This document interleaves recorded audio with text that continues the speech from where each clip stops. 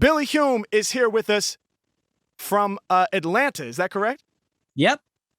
Well, Billy, it is an absolute honor and blessing to have you here on the show. This is our first time meeting, but for everybody watching right now, I'm here with a Grammy-winning Gold and Platinum awarded record producer, mixer, film composer, musician, and engineer. We're absolutely honored to have you on Happy Hour with us, Billy. How you doing, man?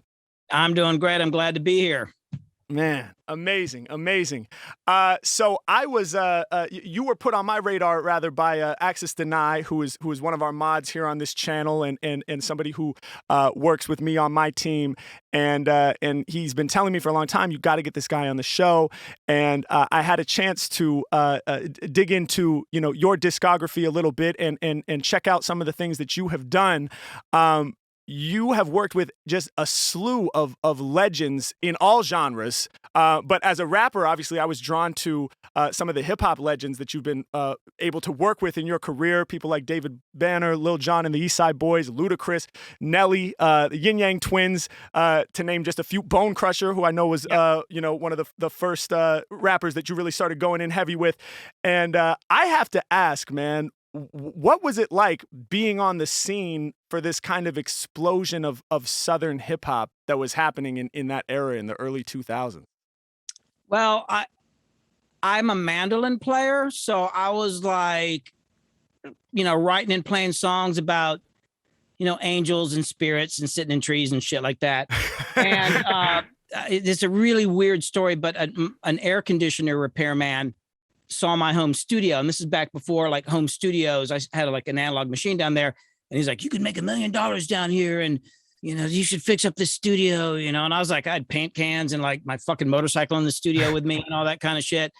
But then he was like, rap's gonna be huge someday, and I was like, yeah, whatever, man, But he started introducing me to people. Bone Crusher was working at a Waffle House. Lil Jon was like A&R at So Def, and all these people, and it's a long story. I'm going to try to tell the short version here, but we decided to do a compilation, and he was like, "Hey, let's start a label and do a rap record and get all these people." And it ended up being a lot of famous people, but at the time they're just guys from around town. Yeah. I had no damn idea what the hell was going on, because like, oh, these guys got gold teeth and what the fuck's going on? I couldn't understand what anybody would say, but they would like do a lot of freestyling, and I'd never seen anything like that in my life. Wow. And they're also just really cool people. I was disgusted with rock and roll because 90s rock was boring to me. Mm-hmm. And I always felt like inhibited as a producer and mixer and musician. And these guys are like, oh, you can make the drums loud. You can make this shit explode. And my wife, like, we're kind of, some people call us like hippies. We're not really hippies, but kind of like, my wife was making a dream catcher one day in the studio, and Bone Crusher, one of these guys, like, what's that? She's like, it's a dream catcher, and you hang it in your window and it makes dreams. And everybody wanted her to make them one. Wow. And I was like, I love these guys. So I kind of got involved just because I liked them. And then that compilation failed. It actually cost me a lot of money. Wow. But Bone Crusher took it around because he's a loudmouth and played it for everybody. And then Lil Jon, who had been there, started hiring me, and L Rock, who's like kind of a ghost producer and by choice. It got around town, and then Lil Jon hit me up and said, "Hey, do you want to work on some stuff?" And I was like, and I kind of knew they were famous, so I said, "Yeah, come on." And I worked with them for like a year and a half. But I think the moment for me was, I was at a grocery store with my wife, and she said, "What are you doing tonight?" And I said, I got Lil Jon coming in. And the cashier was like, "Lil Jon?" I'm like, I think he got some airplay in Atlanta, right? He wasn't super famous then, but he was starting to become famous. Right. And I was like, that must mean something. And like the next day I played mandolin on a rap song, and I heard it in a car going down the road. And I was like, oh, what a coincidence. It's a friend of Lil Jon's. They must have given them a cassette, right? Yeah. But it was fucking on the radio. Wow. And I started to get a fucking clue. Of course, I raised my rates. And yeah, good. And it just kind of blew up. And I ended up working for like pretty much 10 years on rap music all the time. I worked with Lil Jon almost every day for like a year and a half. Bone Crusher, I did multiple albums with Bone. Actually, here's a picture. I pulled some pictures out. So this is from before any of these guys were famous. That's a picture of, I don't know how you can see it. So that's Tom Silverman Wow. The white guy in the black jacket, that's Lil Jon. Vince Phillips is Lil Jon's business partner, lawyer. Bone Crusher's in the doorway. God, this thing's out of focus. And No, some of the this other is guys amazing though. This is absolutely Lil amazing. Jon's group here. So, you know, Lil Jon, those early records would be these big chants, right? Right, right. So they would get like, put your hood up, put your hood up. And Lil Jon would write down, put your hood up, you know, multiple times point, because everybody's usually too high to remember how many times you do it. We would stack these vocals. We'd literally do 3 guys on the mic. Yeah. You would do it like maybe 8 times. I'd bounce them down. Then we would do it. I'd change the mic. But this is actually a picture of them doing some of these chants in my studio. Wow. And we would work for fucking hours. And oh yeah, here's another one. I love these guys, man. They're just like really cool dudes. There they are, like chanting into my Neumann TLM 170 microphone. Wow. And then I needed to finish Lil Jon's album. Yeah. I got married and I was going on a 2-week honeymoon, but Lil Jon needed to finish his record. So he's like, hey man, can I get my ADAT tapes, which is what we were recording on? I need to finish the record. No offense, but I got to work on it. It's like, cool. So I gave him the tapes. We went out on our honeymoon. Yeah. We were getting tattoos in Asheville. And I get a call from Lil Jon. He's like, hey man, I'm just going to wait for you to get back. This shit sounds so good. Wow. Book you the day after you get back. I'm going to book you for a month. Yeah. You know? And I was like, cool. Next day he calls me up and says, hey, there's a change of plan. I'm going to give you my first day. I'm going to give can I give my first day to my friend, DJ Smurf, who we all know now as Collie Park. He's got this group called Yin Yang Twins. And they got this song that's blowing up, but they have to remix it because of a copyright issue with Disney, because it was like Whistle While You Twerk. Right. So they changed that. And so I got DJ Smurf on the phone. And so I met him on the phone. So first day after my honeymoon, I mixed that song. And then for the next 10 years, I worked every day doing rap. I wasn't trying to do it for 10 years, but it ended up being like that. And, you know, I met David Banner. Here's me and David Banner, like way back in the day, working on tracks together. And then, you know, I met through Lil Jon, I met Polo de Don, who's a famous producer, and that's Jazzy Faye. And then Banner and Bone are really close for a while. We did a lot of tracks together. Wow. And then, actually, this is my favorite picture right here. So this is me and Banner and Bone are really close for a long time. But this kind of shows you, like, I'm kind of a short guy, but that's legendary. There they are. We did an album. We never got released. We did an album together, the 3 of us, you know? Wow. So, you know, that's like the short version. And then I thought, well, let me go somewhere different. And then I got into doing bluegrass records and worked with a group called the infamous String Dusters, which is like some of the best musicians on the planet. And I've done multiple albums with them. And that's who I won a Grammy with. Amazing, man. Well, congratulations on the Grammy. Thanks. And congratulations on the whole story. That is just blowing my fucking mind to see those pictures and to hear how just step by step you kind of you got swept up in this movement and became such a huge part of it. It's just so cool, man. And I'm curious because you mentioned you played mandolin, right, on a rap record, and I see you in a lot of the pictures with your guitar. I know from the credits that you've added guitars and bass to a lot of these like big hip hop records. Is that, I mean, that to me seems kind of unique. Like, is that sort of a signature of what you were doing at that time in terms of adding that live instrumentation to these big hip hop records? Nah, I'm just pushy. I just, you know, I thought I'd make a little money. Yeah. Oh, and pay off some credit cards and be kind of cool. Sure. And I really, Bone and I are really good friends. I'm really good friends with Bone. We still talk all the time. And Collie Park, who did all the Yin Yang Twins stuff. I'm close friends with these guys. Yeah. But then it was kind of like, well, let me just play. And I don't know, I just wanted to get more involved. And then I started to figure out like how much money people were making producing hip hop tracks. Cause I thought, oh, it's a drum machine. How hard is that? So I went and bought an MPC. It's like, actually, it's a little harder. But let me get into it, you know? So I ended up, I didn't ever produce any massive hits. I did a bunch of remixes. Yeah. I did a song that could have been a hit. I co-produced something I did a bunch of co-production with Collie Park that ended up on other records. But I did it was supposed to be a single for the Yin Yang Twins that had Adam Levine from Maroon 5 on it. And a girl on. It was a great song, but for just some weird legal reasons and a bunch of stuff, we couldn't release it because of the timing, whatever. Right. But man, it was just fun. And like I said, like rock and roll, I just got bored with rock and roll. It was a chance for me, for a bunch of guys that never thought about what they did as art. They would often listen to what I'm doing and go, oh, it's like art. Like Right. it never occurred to them. I actually found it more artistic than people who consider like we're artists. It's like, actually, this is actually more artistic to me. Right. Right. Because it has that rawness, right? And it just it has that energy around it. And I feel like once you call something high art, it changes it a little bit, right? It's like once you categorize something like, oh, well, this is the real creative artistic shit. It's like almost by saying that, you've almost taken that away to a degree. Well, when you take yourself very seriously, which I really used to do, it inhibits you. But when you are hanging out with a bunch of guys and like, let's just make up something catchy. Yeah.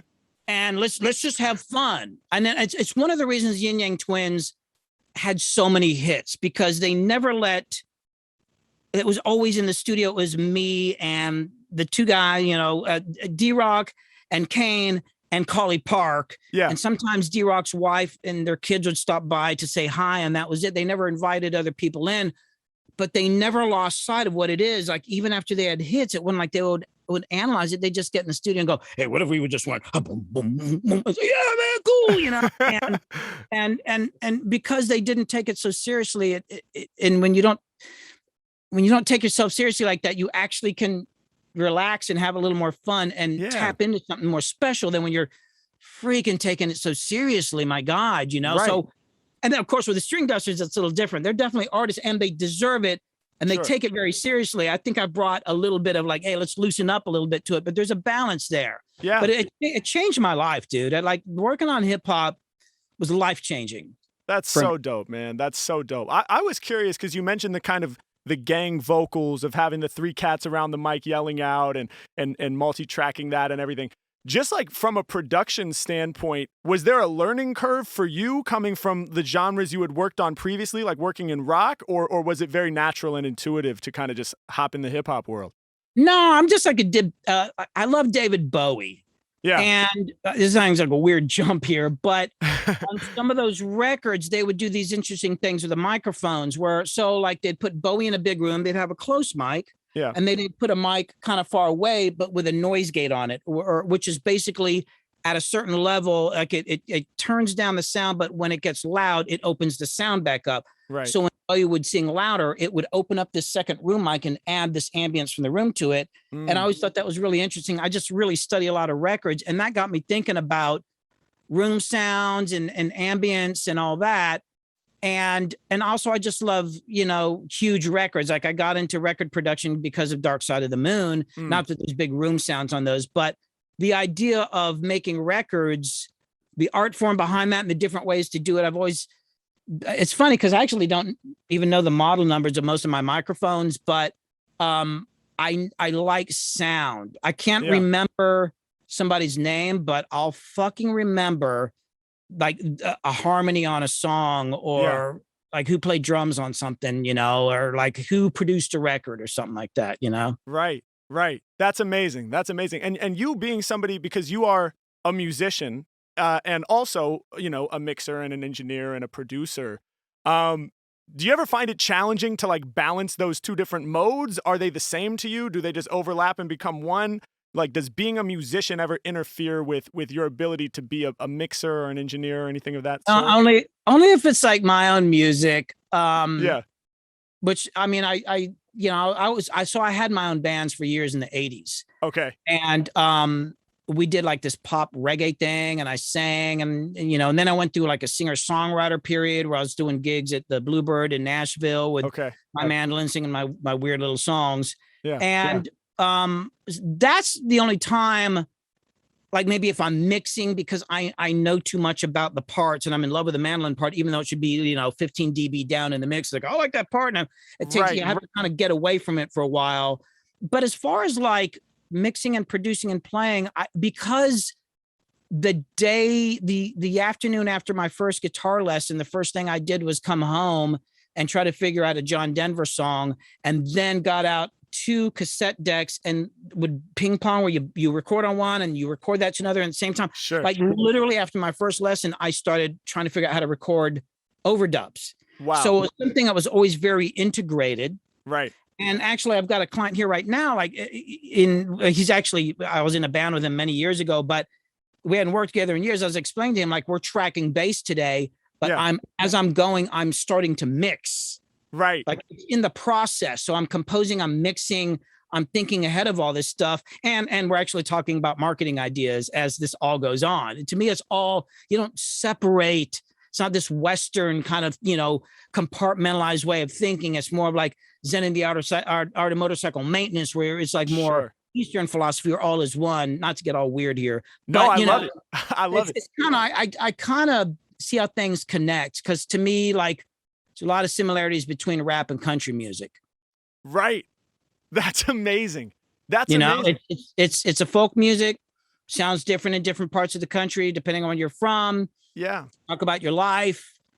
I mean, it's just a lot of, there's so many similarities. There's more similarities between this stuff than there are differences. I feel that, man. I definitely feel that. And I do think the whole, just honestly talking about your life in plain language, like talking about your car, talking about your truck, talking about the exact place, the town that you're from and the people from your town, like that's what Wu-Tang was doing, talking about Shaolin or whatever it was, like describing your environment in this very like direct way that just instantly connects, and sort of representing, is really cool. So, and also sonically, we're starting to hear, I mean, there's like country trap records with like the trap hi-hats in a country song now, Yeah, I ran into Yellow Wolf in Nashville. God, it was like 6 or 7 years ago. It was at Blackbird Studios, and I hadn't seen Yellow Wolf in years, and I forgot he had all the tattoos. And of course, I looked different too, because at that time I was wearing, I had a big ass beard and a big country hat on and all that.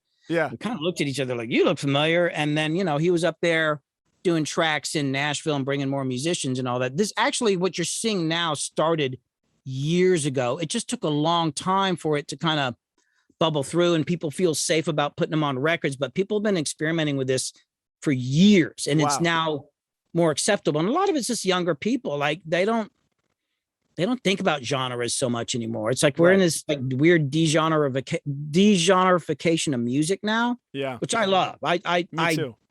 I love that, because one of my complaints when I was doing a lot of major label work and more, it was like, oh, it just sounds too weird. And I'm like, man, I'm trying to sound generic. I'm trying my damnedest to sound generic. And you guys think I'm being really weird. I'm like, yo, no, you don't even know, man. And now, like, if you look at some of the artists out there, it's like,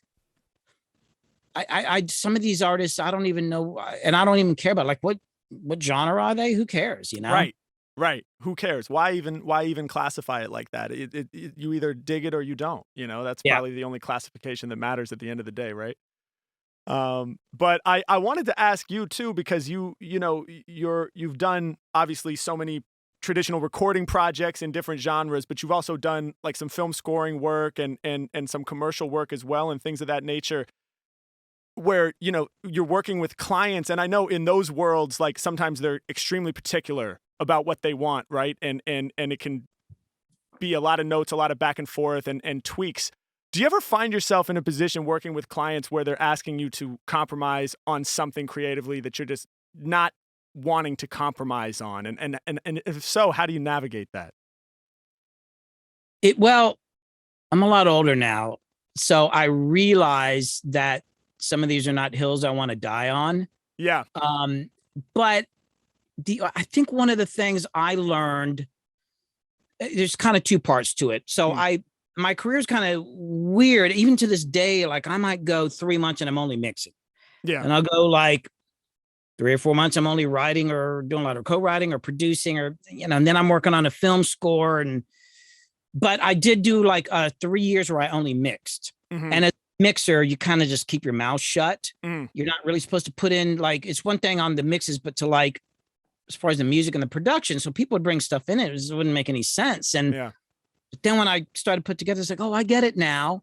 But also as a producer, like when I got into rap music, so as rap music, somebody would come in and get on the mic when I first started, and there'd be this guy who like rapped very clearly, Yeah. and he'd be right on beat, and I think that guy's really good. Yeah. Everybody else in the room think that guy sucks.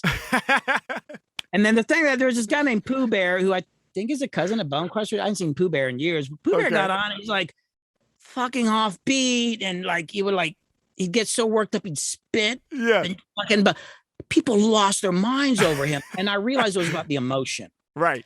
I just realized I need to just sit back and listen and learn, and also where people feel the beat depending on the music. Right. So I kind of started doing this thing where I mean, if I feel strongly about something, I'll say something, but I also realize like I got to listen to what other people say, because there's lots of different types of music. Like when I first got into rap music, the first rap CD I ever listened to was Wu-Tang Clan. Somebody said, "Oh, you want to learn how to mix rap music? Go listen to a Wu-Tang Clan record." And I just thought it sounded like shit. Right. And actually, it's not one of their better sounding records, but it got me thinking about redefining what is audio. Like I think of a good snare drum as like a Black Beauty, 8 or 10 inch, whatever. But some of these snare drums sound like somebody hitting a milk carton or something like that. But it's all in context and how you define it. So I learned to change the way I thought about stuff. And then a good friend of mine, there's a guy named Rick Beato. He's got a huge YouTube following. We worked together for years, and he once told me, like, "Hey man, I want you to try for 2 years not to listen to any of your favorite music." Wow. Don't listen to, Jethro Tull or, whatever. Just listen to new stuff, even if you hate it. Wow. And it had a bit, I thought he was just being an asshole, but which sometimes he was, but he was right about that. So I realized that sometimes people are coming from a different direction. Yeah. So when I'm working on movie scores and different stuff, I got my own shit going on. I can get my fulfillment and do what I want with my own stuff. If somebody's hiring me to do something, I'm not going to do something I fucking hate. Right. But I will go as far as I can to try to understand what they're trying to do. And often what happens when people say something that just sounds terrible, it's actually that they're not communicating it well, or there's actually some truth. There's some justification to what they're saying. Right. My challenge is trying to figure out what that is. Right. And sometimes it's really hard, but by God, I'm gonna try to figure it out. Yeah. I love that, man. I love that. I think it's tough when we're talking about music, right? Because it's not always tangible, and sometimes the language around these things gets confusing. There's this supposedly, who knows if he really said it, but the folklore says there's this Thelonious Monk quote which was talking about music is like dancing about architecture. Yeah. It can be extremely abstract at times. And sometimes it's like, because I'm a drummer too, and I would be in groups and I would come up with a groove or something, and it's like, nah, that's not it. Can you do something like a little lighter? And it's like, well, I don't know. What do you mean by lighter? Is it just quieter? Is it like less dense? A lot of times I would eventually get to a point where it's like, play me a reference. Is there a reference? Exactly. Is there something that exists that embodies it? Because, the way that I explain it might be entirely different than the way you think about it. Yeah, there's this weird thing where with rap music, I would often hear somebody say, well, I want it to slow down here, or it sound like it slowed down. And the term, I hadn't heard this in a long time, but they would use this word slow down. Right. But they didn't actually mean the tempo. They meant kind of the vibe and it getting quieter or something like that. And I was like, really interesting. And it like all genres are different. That's the other thing, because I work in genres. I have to stop and think about, okay, now I'm going to go work with these guys, and they're going to communicate a little differently. Yeah. And it's not just the words. It's also like your attitude, how you treat your clients. Yeah. Like with rockers, I can tell the drummer, you're just playing drums like a pussy. You suck, and he'll be like, yeah, but I ain't doing that with a rapper. Right. I'm not doing that, or a bluegrass guy. Right. There's different ways you communicate with people. I was telling somebody recently, like on one of the String Dusters sessions, they're a long story, but during one of their sessions, was explaining how excited I was about the record, and I cried as I was trying, and I got choked up and I was having a hard time talking. Wow. And then later on, I said, the guitar player, like, I'm sorry about that. He said, oh no, we like it when people cry. Wow. But man, there's other sessions I wouldn't have been good on. It's like, they would be like, hey, what's up with that guy? So you gotta it's just different worlds, Yeah. I mean, and I think as a producer, that's like arguably the most important part is creating that sort of trust with the client and or the band or the artist that you're working with, right? Where you're on the same page and you're speaking the same language. Is that something that you've always been sort of natural at, adapting to people's vibe, or is that something that you've kind of learned over the years? No, Just like you've learned. I had to learn that. Oh, you're laughing. So the guy's here laughing at me. He's like, he remembers the old days. Yeah. Why is there a crack in the back of my pink telly? Oh, that's because I threw the guitar at somebody. This car, it still stays in tune though. But Nice. no, man, I had to really, it was hard. Like it was really hard and actually painful because I mean, I was like such a dictator and so I was just so convinced I was a genius and I was amazing. And then I really met some good people. It took years for me to learn how to relate to people and hear where they're coming from, you know, and having my ass handed to me a couple of times where I was just wrong. I was just wrong, man. And I got fired, you know, a few times. And I was like, okay, I'm not quitting, but you know, you gotta, you know, if you don't adapt, you don't figure it out, you ain't gonna grow. Yeah, 100%, man. I feel that. Speaking of, you know, you're somebody who, you know, your career has spanned through many different sort of eras for the music industry, which has just changed so drastically just in the last few years, not to mention, you know, the last few decades from selling tapes to selling CDs to where we're at now with streaming and Spotify and Apple Music and all that. I wanted to ask, man, like, how have you been able to navigate all that change? And, you know, a lot of people like quit, you know, like when Napster started and when it was like, oh, what is this? When record sales started declining, a lot of people didn't weather the storm and just considered it an impossible situation. But not you. You have remained extremely relevant and successful through all that change. How have you been able to navigate that? What do you think has been the key for you? I'm crazy. I mean, I could go paint houses, I guess. I don't know. I just know what I want in life. Yeah. And I'm not going to go for anything else. I'm also really stubborn. I will finish shit even if it sucks. I will see that shit through. Although I did kick somebody out of the studio last week, but I should have kicked him out fucking weeks ago. But you know, it was hard. It was also kind of rethinking how the business works. Yeah. But I don't know, man. There's still things I wanted to do. So I don't know. How did I navigate it? Not very well a couple times. Sure. But I don't know, you just adapt. There were some wrong turns. Yeah. I don't know. And I have a lot, you know, my wife, I've been with my wife now for 40, almost 30 years as, you know, friend, you know, dating and married. Yeah. And she's like not only supportive, but will bug me like tomorrow we're going to the what do you call it? The guy who works on guitar, a luthier, to get my mandolin worked on. She's been bugging me for 2 years to get my mandolin serviced. So tomorrow we're gonna go buy me some new cowboy boots and get the mandolin service. But she's like that, you know. And if I'm not doing this, like she would, I don't know, she might divorce me. I don't. It's kind of the opposite of how things usually are. Right. But I have a lot of support, and yeah, I mean, what the fuck else am I gonna do? I love it. That's right on, man. Right the fuck on. I love it. I know people want to have us jam on a freestyle here in a second and have you throw me some words. But before we do, I know you have a YouTube channel yourself now, right? Where you do interviews and educational content and things like that. How did that get started for you? How long have you been doing it? And where can people check you out? I'm in a podcast. So I was going to do a podcast and then I did a interview with Rick Beato and he said, hey, you should do a YouTube channel. So I'll give that a shot. Kind of got into that. And I really like filmmaking and stuff like that. Yeah. So I'm doing that a little over a year. You know, it's growing. I've got a lot of plans. I've started writing a book. Awesome. Man, I'm in a lot of stuff, man. I got a couple screenplay ideas because I got a lot of friends in the film business, and I realized, like, man, I got a lot of stories. Hell yeah! I was telling a couple film guys some of my wacky ass stories, man. They're like, dude, this sounds like a movie. I'm like, God, I think I got like 10 movies in my head. But yeah, I'm just Bill. If you look for either Billy Hume or Freaking Out with Billy Hume on YouTube, Okay. It's there. There's some interviews.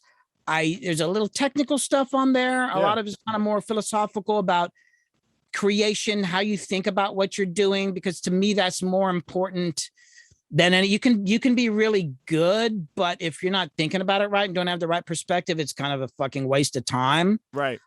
So yeah, you can find me on YouTube. Beautiful. And yeah. Amazing. Well, Billy, we're just absolutely honored to have you here on the show. One of the mods, let's get the YouTube channel link in the chat so people can go check you out and support you. And, we can't let this end without me busting a freestyle here. So I would love, man, if you have some words or something you want to throw my way to inspire this freestyle. I've caught a lot of inspiration already just from your stories and hearing you talk about your journey. But if you have something to throw my way to get me started, that would be incredible. I came up with a few things here, and it's kind of weird because, like, he said something about drinking this liquid death, which I've never drunk before till I opened this can 1 minute before I got on Are you Zoom. serious? Because my client, my friend Jim Botsford here, brought it in. And then I'd written down these notes. So here's my notes. It's Thelonious Monk. No way. I swear. Thelonious Monk. My God. All right. The Evolution of Music. Yes. Triple Radamacue. Double Paradiddle. Yes. Okay, we're going to definitely take them back to the rudiments right now. Okay, that's incredible. We have the Liquid Death coincidence. We have the Thelonious Monk coincidence. The Evolution of Music, Triple Radamacue, and Double Paradiddle, was it? Yep. All right. Amazing. Billy Hume is here. Thank you so much for joining us, my friend. I'm going to drop this beat. Let's see if we can make some magic out of these words. Let's have some fun. Yeah. Come on. Hey. Yeah. 1, 2, 1, 2. When he rhymes, he's never played for the punk. I'm improvising over tracks like the Thelonious Monk. I'm doing my thing. Mack is known for wrecking beats. I'm like the monk jamming out on 52nd Street. I take you back to the 50s with the bebop jazz. Anytime I'm on the track, y'all know Mack gonna spaz. I'm improvising, shining like the light at the horizon. I'm the one they all be admiring. Now check it out. I break it down with the hardest lecture. Talking about music is like dancing about architecture. Sometimes they talk to me, they fill my brain with anguish. I'm like, dude, we don't even speak the same language. Yeah, but here's something you gotta realize. Take it from Billy, yo, you gotta learn somebody's vibe. Cause if you don't, it's gonna be difficult to see far. Plus you're gonna end up with a broken pink guitar. Yeah, but it still stays in tune. Yo, I be getting loose in the room with the homie Billy Hume. Yeah, let's make it happen. Dude has never been a loser. Learning as he's going as a mixer and producer. I break it down to help y'all understand me. Span different genres, that's how we earned a Grammy. Anytime I'm rhyming, man, y'all know I'm spitting too fast. Dude went from 90s rock to hip hop to bluegrass. Keep on evolving. They love how I buzz, bruh. Hey, yo, in the session, I'm the bone crusher. Mack, I'm heavyweighted, I be snapping your fibria. Anytime I'm rhyming, they like, Mack, we can't get rid of ya. I'm here for all my people, grip the mic, so let's do this. I'm about to walk y'all through the evolution of music. Yeah, take y'all back in time to earliest tones, when it was cavemen drumming with the sticks and stones. Yeah, then comes the invention of the acoustic instruments, violins and cellos with the music, orchestras, but don't play the wrong note, cause there are devilish ones that could get you hung on your throat. H-Mack, y'all know what I'm about, in the fly zone, better not play that tritone, yeah, cause your life probably won't last, but the tritone got emphasized up in jazz, we be moving fast, y'all know I'ma get props, the same jazz records would get chopped for hip-hop, and that's the way that the cycle continues. Now we rockin' loud, amplified up in the venue, from selling tapes, yeah, on to selling CDs. And when Napster came, life wasn't easy. A lot of people like, we better perform, and some people couldn't even weather the storm. But shouts out to Billy, cause he learned how to adapt, learn how to take it from rock on to rap. To any situation, we continue to evolve. We make mistakes along the way, but the problem's getting solved. Yeah, I'm all up on it when I'm rapping for you. And if you want the real lyrics, Harry Mack is the dude. Yeah, flying overhead, I might just crash into you. I'm practicing my rudiments like Triple Radamacue. Yeah, Mack winning when I'm rhyming, other cats be knowing very little. I be on my drum pad with double paradiddles. Right, left, right, left, right, right, left, right, left, right, left, left, get it done. Every time I rhyme, my heart and soul is where I spit it from. Yeah, I'm about to make it happen truly. We used to think a good snare was a black beauty, maybe 6 inches deep, properly tuned. But we about to learn about that milk jug snare soon. Yeah, I'm coming through, I'm known around the global. Lil Jon in the spot with the gang vocals. 3 dudes surrounding the mic, we living life, yelling out the chants, and we sure to get hype. Let's go. Damn, whoa!